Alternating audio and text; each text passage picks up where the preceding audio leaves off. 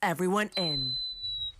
All right, so now we know Warren Gatland has named his 37-man British and Irish Lions squad that will travel to South Africa for the 3-test tour this summer. There were many sharp intakes of breath as he went through the 37. It's a squad that features quite a few surprises, 8 Irish players included, but as usual, it is the players that don't make it that are the main story. No Johnny Sexton, no James Ryan, no Gary Ringrose, no CJ Stander. The 8 Irish players are Conor Murray, who is picked for his 3rd Lions tour. Robbie Henshaw, Ian Henderson and Tadhg Furlong will all go on their 2nd tour, and there could be Lions debuts for Tadhg Byrne, Andrew Porter, Jack Conan and Bundy Aki. Aki, the first Connacht player since Kieran Fitzgerald back in 1983 to be selected for the Lions. The squad also includes 11 Englishmen, 8 Scots and 10 from Wales, including the captain Alan Wynne-Jones. Former Lions captain Brian O'Driscoll is with us. Evening, Brian. Good evening, Nathan. How are you? I'm alright. Where to start with this? There are thousands of prediction pieces written ahead of a Lions squad selection. I don't think any of them would have guessed this squad. Nobody, not one person. I'd say for all the conversations that Warren Gatland had with Trudy Gatland as they went to bed, even Trudy wouldn't have been able to pick that eventual 37. Yes, we got it straight off the bat, didn't we? But once you heard Bundy Aki's name being read out, you sensed that, well, he was going for big. Yeah, and I'd love to know what Bundy thought there was a chance of him going. That's how much of a bolter that one was. For me, the take on that is they tried to wait to see if Manu was fit, Manu Vunipola, and the fact was they couldn't quite rely on the fact that he's coming back in a week or 2 weeks, and with his injury prone record, but his ability to get back, they just couldn't quite back that, and they had to try and find as much of a like for like player in Bundy Aki. So I think Manu's loss means Aki's input, and I think everyone was surprised, and I'm sure lots of people cheered in Connacht and in Ireland indeed, but I'm sure there was lots of people around the UK scratching their heads too. Well, let's look at the Irish side of things first then, because all eyes coming into this were on Johnny Sexton and whether he'd be included. He hasn't been named in the squad. Warren Gatland has been doing media duties all day. Our own Neil Tracy was sitting in on the press conference, and he asked Gatland about why he felt he had to leave Sexton out of the squad. Look, there's no doubt that was one of the toughest decisions that we had to make. And I've got a huge amount of respect for Johnny and his quality, but it's such a pivotal position for us, and it's about sending a message to the 10s that we have selected, that we have the confidence and belief in them to do a job. And when we looked at it, where we were going in South Africa, and probably the thing that kept coming back to us was Johnny's durability and being able to put a string of matches together consecutively and big matches together. He's been rested on a number of occasions, and that, unfortunately, that's possibly what swayed it for us in terms of that. It's not having the confidence that he can get through what's going to be a tough physical tour. When you look at Sexton's injury record since the autumn, and a hamstring injury during the Autumn Nations Cup, a hamstring injury at the start of the Champions Cup, and then a couple of head injuries through the Six Nations, and then the one that ruled him out of the match against La Rochelle at the weekend, can you find any issue with anything Warren Gatland had to say there? No, I think if he's trying to find a reason to leave him out, I think that is probably the obvious one. He is a 35-year-old. He's got lots of miles on the clock. But yes, there has been question marks over the last few years about his ability to finish games. Johnny Sexton's his own worst enemy a lot of the time, because he enjoys defending as much as he enjoys attacking, and that's a rarity in a lot of 10s. He really kind of prides himself on how hard he hits. He hits high, and I suppose you might argue the fact that it would encourage more head-on-head collisions. But he's one of the best defending 10s I've ever come across. Certainly, I've ever played with, and comparatively, if you look at someone like Finn Russell, he'll make his tackles, but he's not going to try and hold someone up, or he's not going to try and smash them. And that's the reality of it. And unfortunately, Johnny Sexton has picked up, besides the soft tissue injuries, be it hamstring issues or, groin issues because of kicking, because of the repetition of that, but also, the contact issues. And some are very unlucky, and some maybe are as a result of that high tackle technique. But it has come back to bite him in the end. And you can't, if you're finding, like I said, if you're finding a reason for him not to be selected, that is the obvious one. But when you think back to that game against England in the Six Nations and how brilliant he was that day, he must feel very disappointed this evening.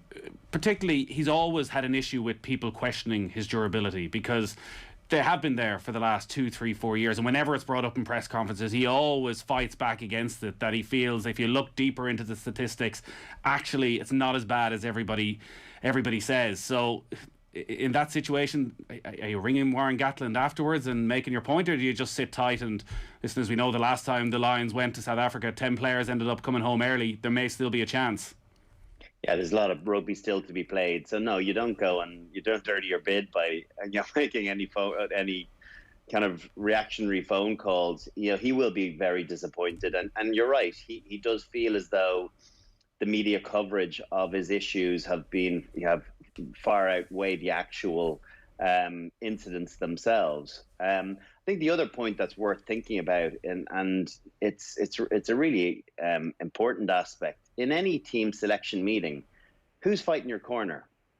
And you've got the Scottish head coach and Gregor Townsend in one corner, and when you're talking 50-50 decisions, of course they're going to be arguing the points for Finn Russell. He's going to be arguing Finn Russell's ability to bring the ball to the line and all his positive attributes. Then you wait and look across, and no one's saying that about Johnny Sexton. Robin McBride is unlikely to be getting into the minutiae of Johnny Sexton's game. So in any selection meeting, you need someone on your side in there to pitch for you and fight for you. And on this occasion, unfortunately, Johnny Sexton came out second best because of what Gatland mentioned, but also because you could be sure that Gregor Townsend really pushed his own man. The other big surprise was James Ryan's exclusion. Like a year, 15 months ago, James Ryan was been talked of as a potential Lions captain, as a certain starter alongside Maro Itoje in the second row. He's had his injury problems as well. It seems from listening to Gatland, he also put a lot of stock in what happened Leinster against La Rochelle at the weekend. And if you look back, what you're going to come up against in South Africa is some of the biggest specimens in world rugby. You think about the four locks that played in the World Cup final, the likes of R.G. Snyman, Etzebeth, whether R.G. Snyman's fit or not, Lou de Jager. These guys are absolutely colossal men. They're 125 kilos, 130 kilos, some of them, 6'8", 6'10", and Gatland has always had a big thing about size. I know he used to talk an awful lot to the Welsh team when Alan Wynne-Jones would be playing with Jake Ball against Paul O'Connell and one other. He'd talk about Alan Wynne-Jones, 120 kilos, Jake Ball, 118, 119 kilos, Paul O'Connell, 109 kilos. So this was something that he constantly reinforced into his team. And if you look across the second rows, other than Tyg Byrne, who's obviously a utility player, they're all big lumps. Johnny Hill is James Ryan a better player than Johnny Hill? In my book, he absolutely is. Is he a bigger player than Johnny Hill? No, he's not. Johnny Hill's got a bigger frame. He's thicker. Probably is, I'm saying he's more aggressive, but he packs more punch. And even though James Ryan gets through a huge amount of work, he is relatively light when you come to second row at international level. And the fact that Will Skelton had such a dominant performance against him in his last audition, it really didn't go for him. And he needed a game where he was man of the match rather than waiting for one of the, his opposing second rows to be, and to get physically dominated. Just was the final nail in the coffin by the sounds of things. So as much as we've been looking at the Six Nations and the Champions Cup and looking for players to show form, and that is important for Warren Gatland, I'm sure, in selection, also to the forefront of his mind is the World Cup final and what South Africa did to the English pack, and probably also his own time as forwards coach with the Lions in 2009 and just how physical it was then. You can be sure he's been on this for a couple of years, and he would have looked. Obviously, the fact that that Wales played South Africa in the World Cup semi-final, and since then, he would have had a real focus towards looking at the Lions and how do you go about beating South Africa? It's crazy to think that South Africa haven't played a Test match, I don't think, since that World Cup final. So. If ever it does feel like there's an opportunity to get them, it's in this series. But they're certainly not going to change the way they played the game and through the success they had. They're going to, be this crazy attritional team that they always have been, because of the specimens that they managed to, churn out year on year. So if there isn't an Etzebeth, there's another guy coming through the ranks at 18, 19, 20 years of age who's going to be just as big, just as skillful. And they've got this assembly line of enormous men that continue pushing the standard and pushing the size of their pack. So I would imagine it's something that's definitely been in the back of his mind, that you've got to at least get parity. It's very difficult to win any Test match if you're on the back foot, if you're losing collisions. So it's about getting balance, being able to make sure you are collision winners, but also having the creativity to be able to not try and get into an arm wrestle against them, because most teams that take them on in a pissing contest, end up losing because they just get annihilated by them. Whereas you've got to be able to match them physically, but then think outside the box a little bit and create some opportunities for your faster and wider men. So I think that's just where they're a little bit lacking. Let's hear again from Warren Gatland then. He was talking about James Ryan and also some of the other Irish players who didn't make it. There's a lot of tough calls, and James was pretty unlucky. So for us, it was getting that balance right. With our second row and back row options and cover in certain positions as well, and players being able to play either second row or back row. So James is unlucky. I thought we saw an example for me on last weekend with Leinster against La Rochelle, and if you want to have a look at a match, probably. The La Rochelle side kind of reminded me of what we're going to face in South Africa. We're going to face big physical men, and we saw that with Skelton. We saw that with how direct they were in terms of coming off 9. And probably in the last couple of years with Leinster and a couple of those big games, I know they were really good against Exeter, but we saw in that weekend, and we probably saw 12 months ago against Saracens in the European match where people have really gone pretty hard at them physically up front, and that challenge. And for the Bundy situation, I thought that combination of Bundy Aki and Robbie Henshaw was outstanding for Ireland against England, and we've got to be able to have that balance between the physicality that they bring and also the ability for us to play rugby, and I think both of those players have got that. They can mix it and be able to roll their sleeves up when it does get tough, but they've also can play some pretty positive and very attractive rugby also.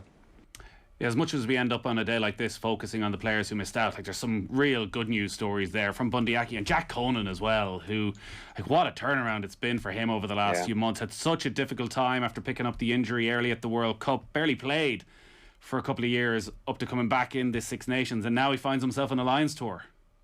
Amazing turnaround, and just shows, a huge performance against England, just catapulted into the reckoning. And again, I have to say, I really like the balance of the back row. I think it looks, very effective. You've got so many good ball carriers in there, and very different types of ball carriers.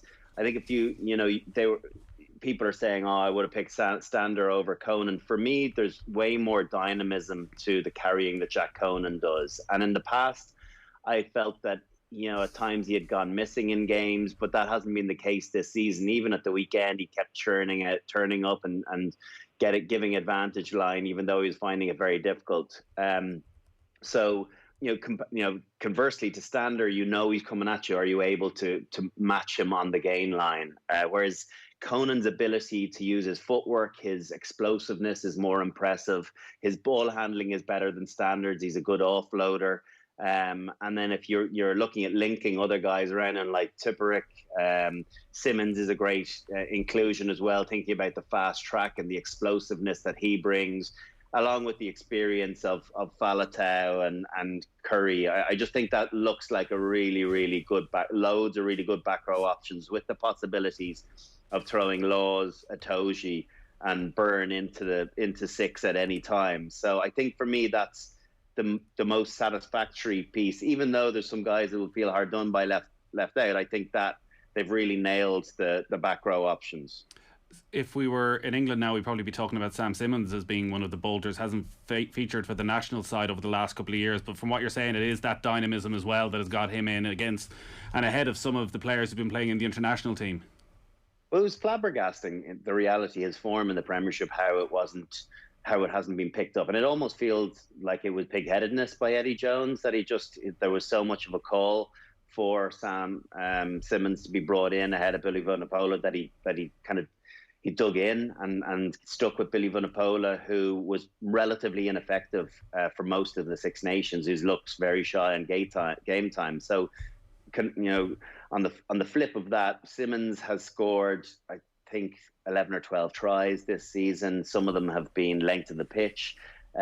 He has an incredible engine, but this brilliant pinball ability to go again in the collision as well. He mightn't be as big as many of the other back rowers, certainly not as big as Falatau and Conan, but he has a real explosiveness to him, and it kind of feels as though his game is perfect for the hard track of South Africa. So I think he's a really clever inclusion.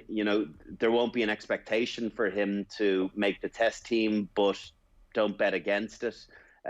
Depending on how he goes. So much of this as well is about the player, but also the personality behind the player. And you've got to strike the balance of guys that are going to be happy being midweek players, but are going to provide a good energy to those, in weeks 5, 6, and 7 when they're not selected themselves. And that's where there's other 50-50 calls, where some individuals, knowing their personality, knowing how, they might be a bit of a whinger or how they might get down on things, they are the ones that will find themselves excluded in the 50-50 calls. Kyle Sinclair missed out on the squad, which was a big surprise from an English point of view. Let's hear from Warren Gatland again, then, talking about Simmons' inclusion and Sinclair's exclusion.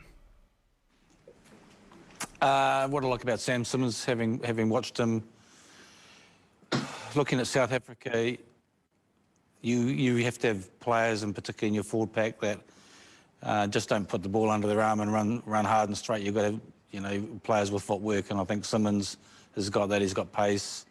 Falatau's definitely got footwork as well. So, you need something.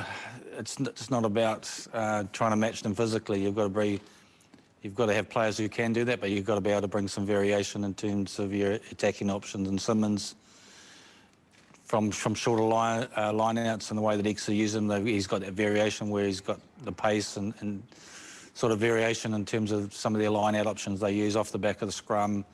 He scores tries, so look, really excited about him getting that chance. And Kyle was very unlucky. We spoke about that, looked at a couple of tight head options there and went for Andrew Porter because his versatility, being able to cover both sides. So, a really tough call on that, but we're pretty happy with the balance that we've got at the moment. So Andrew Porter gets in alongside Tyke Furlong. I know you weren't quite sure about this when you were on with Joe on Thursday night, and it seems as though that Warren Gatland has decided actually that bit of versatility that Porter brings means in a tighter squad than maybe he would have liked, he needs that. Yeah, and listen, I'm no expert on Andrew Porter's ability to switch across to loosehead, but it's in many ways it's not as seamless as people might think. Oh, I can play both sides. It's an art form. Each of them are an art form, and when you come up against great opposition, the last thing you want to be doing is undercooked, moving across to the loose head when you come up against the Malherbe or someone of that ilk over in South Africa. technically brilliant scrummagers. So, listen, if it has managed to get him on the plane, he's not going to have any complaints. But you'd be hopeful that I'm sure he's got confidence in being able to deliver against maybe some of the provincial teams, but I don't think there'll be an expectation for him to jump across come Test match time. So he'll be looking at trying to nail down at the moment the 23 berth for the Test team. Try and get in ahead of Fagerson. That should be his challenge, because the reality is that Furlong, it's his position to lose at tight head. Talk about the centre selections then, because I think everyone expected Robbie Henshaw to be in the squad, but if you were going through the other options, a lot of people would have gone for Jonathan Davies, who was player of the tour back in 2017. Gary Ringrose was obviously right in the mix. Manu Tuilagi, we touched on his injury problems. Henry Slade would have been in there. None of them have made the squad. Bundy Aki is in, and Chris Harris is in. How surprised were you to see the likes of Davies and Ringrose miss out? Well, I think very easily you could have, with leaving Henshaw in there because he's the form centre in Europe, along with maybe Gael Fiku at the moment. So he was a certainty, but you could easily have stuck three of the other four you mentioned there in, and there wouldn't have been too many complaints. I think from a creativity point of view, I would have a little bit of a worry. It does feel Jonathan Davis is not in the form that he was in, 4 years ago, or even at the World Cup. I think he's struggled since coming back from his long-term injury. He's had lots of niggles. He was only on the bench a few weeks ago for their European Cup game for the Scarlets, and he's really struggled. But I thought Warren Gatland would give him a bit of time to get back to fitness, get back playing some good rugby, and because he is that ultimate Test match animal, there's an intangible to that, the mentality around it, knowing that you've been there and done it and you've delivered on the big stage before. Players that don't have lots of form are able to turn it around when they have that mentality. And I just felt that John Davis was one of those. I'm really surprised that either Slade or Ringrose didn't get in instead of Harris. Harris has been very, very good for Scotland defensively. I think in attack, I can't say I've seen a huge amount from him. He'd give you a bit of advantage line because he's a big lump, but I don't know from a creativity point of view what he offers in any big sense. And for me, I've always been a huge fan of Manu, and obviously the fact that they felt they couldn't take a risk on him and that Bundy had to get picked ahead of him. Well, that's that decision gone. But if there was any chance of Manu Tuilagi being fit for the tour, I'd have gone with him, because he is a game breaker and a game changer all on his own. And we saw that in the World Cup semi-final with England, with how effective he was against New Zealand. And it's just a real pity from the Lions' point of view and from Manu's point of view that he doesn't get to deliver on the big stage. But we're kind of getting used to that at this stage. But I think the centres are potentially the big question mark around the selections. Daly has barely played 13 at Test level. He was going to play against England, and there was a late injury, and he hasn't played for some time. He's not been in good form. He's low on match fitness. I think he's a lucky inclusion as well. So yeah, if you look at the three centres that did get in Harris, Aki, and Daly, you could easily have swapped in John Davis, the Slade, and or Slade or Ringrose and a Manu, and I wouldn't have been complaining. If this was 4 years ago, we'd be talking about Warren Ball probably and Bundy Aki starting the Test matches in the way Ben Teo started first Test last time out.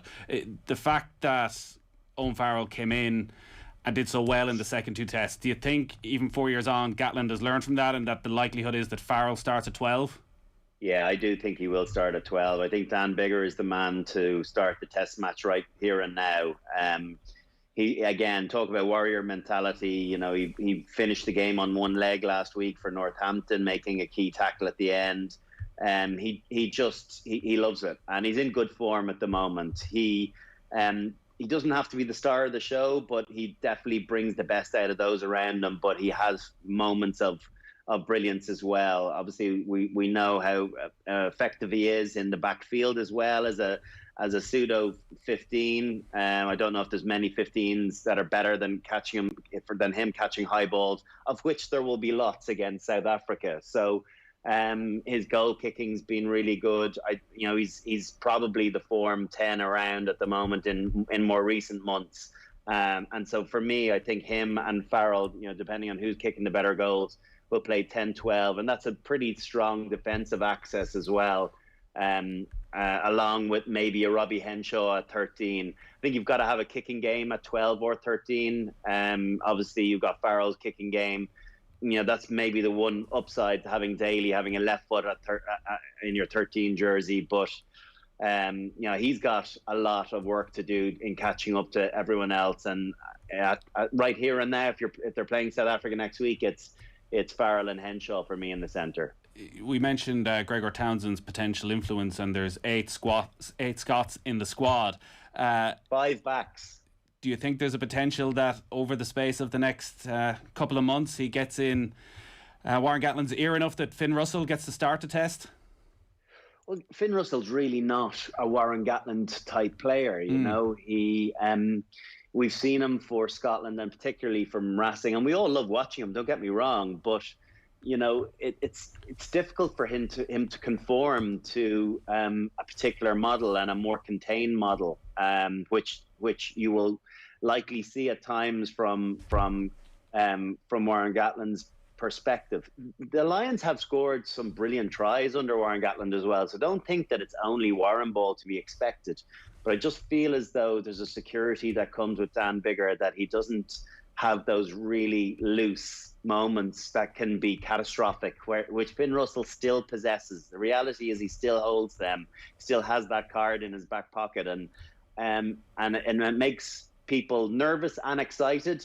And it's fine if you're a neutral. If he's your guy, it just tightens you up a little bit. So I'll be interested to see how much Gregor Townsend does push Finn Russell. And I guess a lot will come down to the early performances on the tour and who puts their hand up. But right now, I do think that Dan Biggar is the guy in possession, and it's for Finn Russell to dispossess. Yeah, Finn Russell's always great to watch when he's not your number 10 and he's playing for somebody else and he's the entertainer. When it's a team you're actually going to be following and supporting, it might be a slightly different feeling. Completely. Like, I do love watching him. And even he picks up a yellow card, the smiles and stuff, there's a nervousness around that, and he just looks at the game very differently. And I don't think Guy doesn't care. He cares in his own way, but like the intercept pass thrown in the European Cup final back in August, that those sort of painful moments when Racing end up losing by 2 points, like, just tighten things up a little bit. And he's gotten better at it, but he still has one in him, and he's got the magician ball in him too. Don't get me wrong, he can pull that that real X factor pass that not many other 10s have in their armory. He has that, and we load him, and we do love to see it. But at the same time, against a hard pressed defense, against an intercepting team, I don't know if that's the guy that you want in there to be able to nudge you in the right spots and just play that game plan that is probably just a bit too simplified for what Finn Russell wants to play. Rugby and Off the Ball is with thanks to Vodafone, official sponsors of the Irish rugby team of us, everyone in. We're talking to Brian O'Driscoll about Warren Gatland's Lions squad. There are so many talking points. We could be here all night going through this, but you've picked a 1 to 15 right now for the first test, and a lot is probably going to change. And the one thing all these players want is to get through the next 6 weeks so they make sure they get to South Africa. Let's go through then with your front row. Who are you going for? Yeah, to be honest with you, again, this is all to do with scrummaging. So for me, it's a toss-up at the moment between Wyn Jones and Rory Sutherland, depending on who's the better scrummager. I tried to ask David Flatman, my BT Sport colleague, who's the better scrummager, and he's burning my text today. So I've gone with Wyn Jones because I thought he had a really good Six Nations, and the Wales loosehead side looked pretty solid any time that he was there.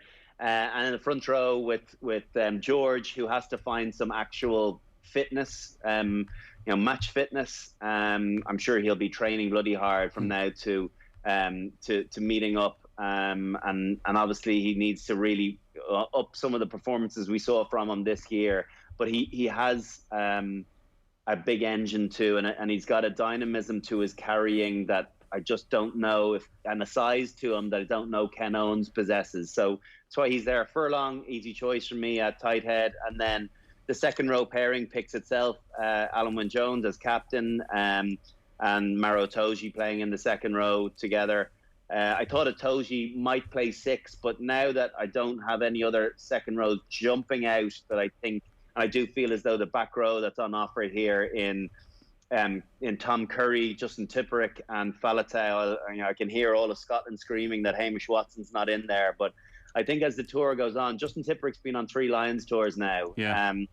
He's kind of a silent assassin, and he's this brilliant facilitator to being able to enhance the original Warren Ball game. He's an out-and-out footballer, and he's someone that can marry the grunt up front with the silkiness of backs. And I've always loved being in the same team as him. He scored some magical tries and set up some magical tries. Any 7 that's capable of, the style of chip kick, the seamless chip kicking that he's done time and again and regather tells you an awful lot about his footballing ability. And as someone said, if you were to pick 15 players in one position, who would it be? It would be undoubtedly, in every position, it would undoubtedly be Justin Tipperick. He could, right. You kind of sense that he could play almost anywhere. And then Faletau for his experience at number 8, and the fact that he's done it for Warren Gatland for Wales and for the Lions more recently or as recent as 4 years ago. Just before we move on to the backs, we haven't really mentioned Dean Henderson and Tadhg Beirne, their potential roles on this tour. I guess their flexibility is their biggest asset here. Yeah, I think with Henderson, I think he's vying for a substitute bench with Courtney Laws and Johnny Hill. I feel it's more probably with Laws, as it was 4 years ago, and he was very unlucky to lose out to Laws. It was a very close run thing, and Laws, just his extra physicality and his dominance in the collision probably just shaded it. And Hill is probably there for me as the 5th choice second row. So and Beirne is obviously, he's kind of a quasi 6 second row. So I'm not getting so hung up on him. I think he's the potential to be, I don't know, is he big enough to be coming off the bench? I'm intrigued to see how he goes on this tour, because I do feel as though the physicality stakes is where he can be dominated, and that's his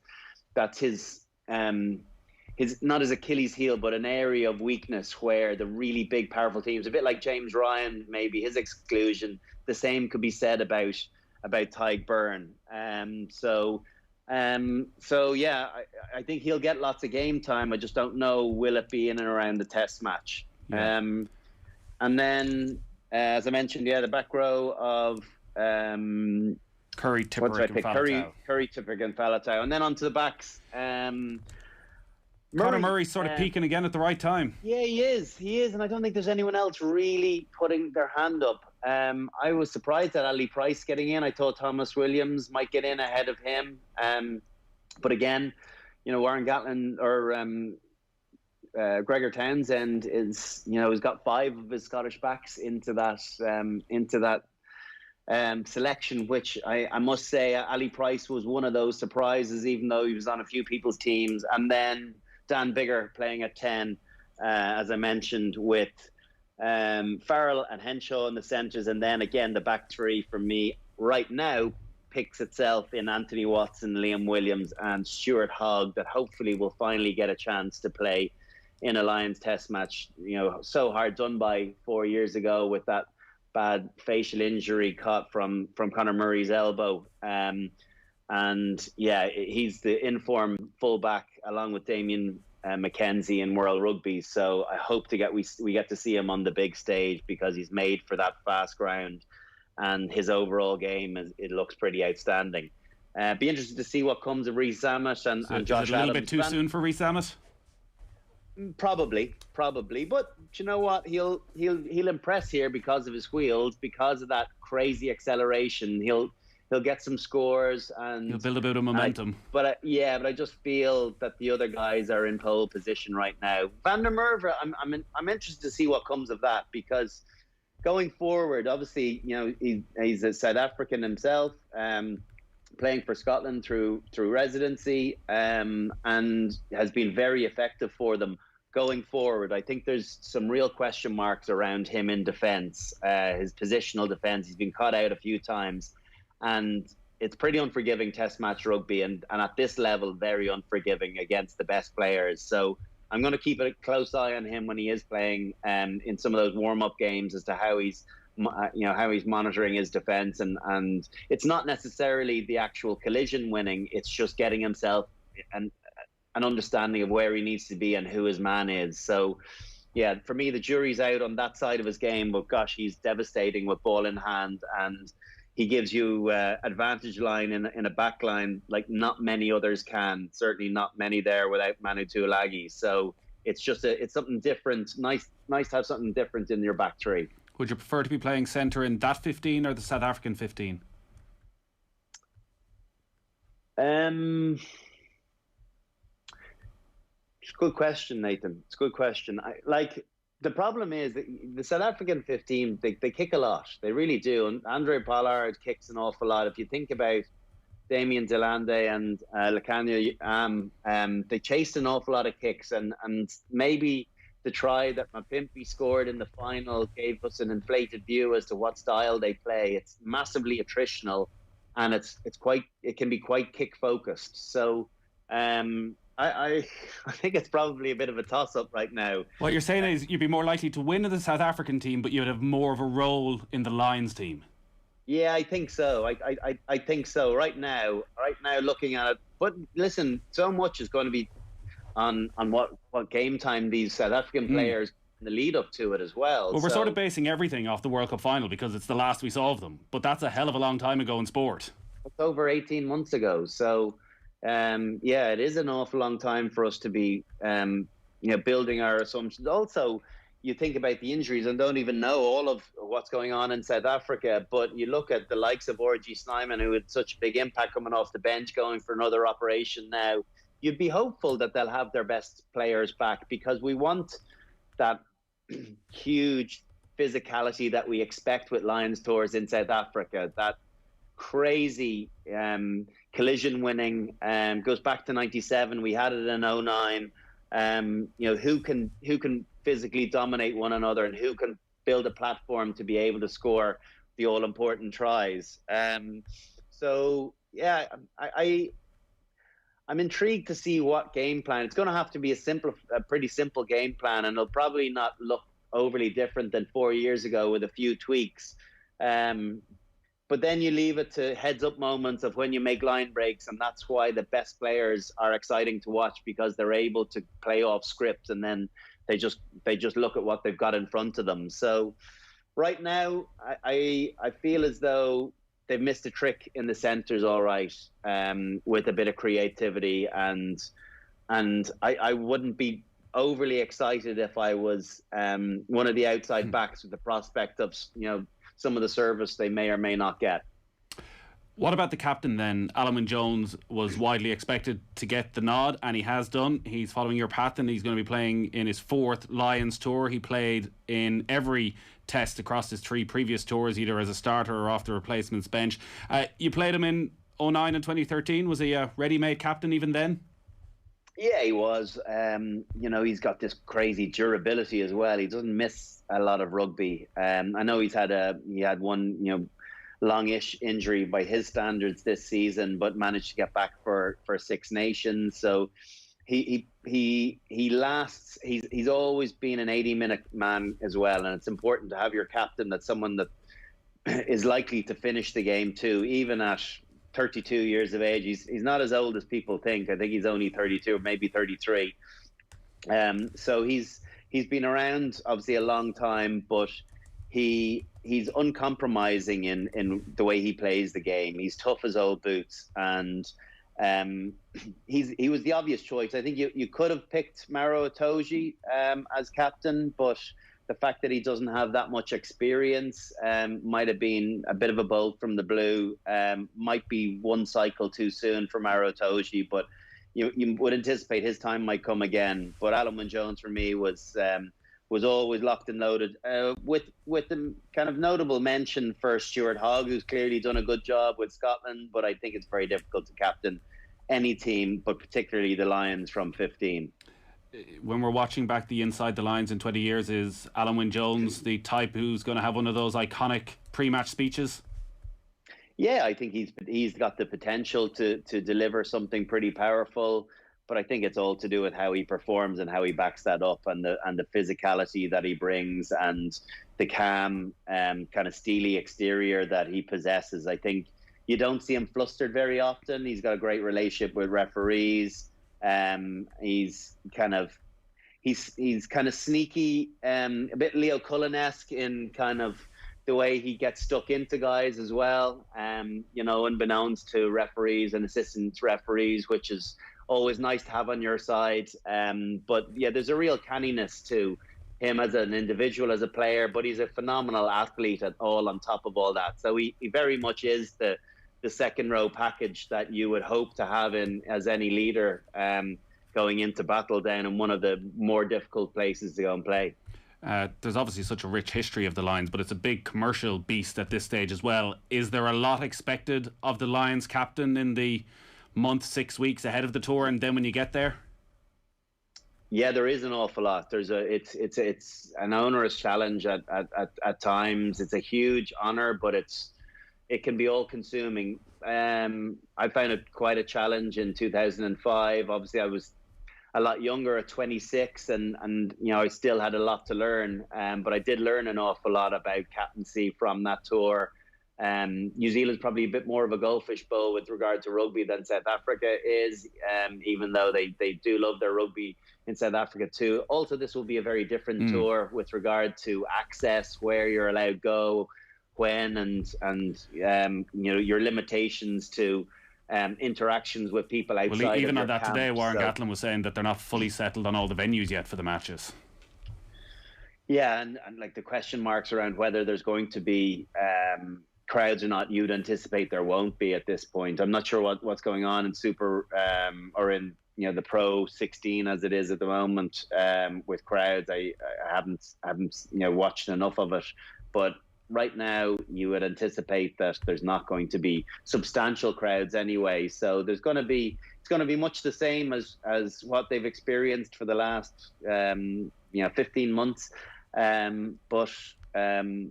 Listen, it is what it is. It's an opportunity to play for the Lions, and I'm sure they're very thankful that they're going to be going on tour down there. Yeah, we cannot wait. June 26th is that first match against Japan in Edinburgh, and then you got to wait all the way to the 24th of July for the first test, the 31st, and then finishing up on the 7th of August. So we're a long way before this one is done and dusted. Brian, great stuff as always. Good stuff. Nice one, Nathan. Cheers. Brian O'Driscoll on Off the Ball. With Vodafone, official sponsors of the Irish rugby team. Team of us. Everyone in.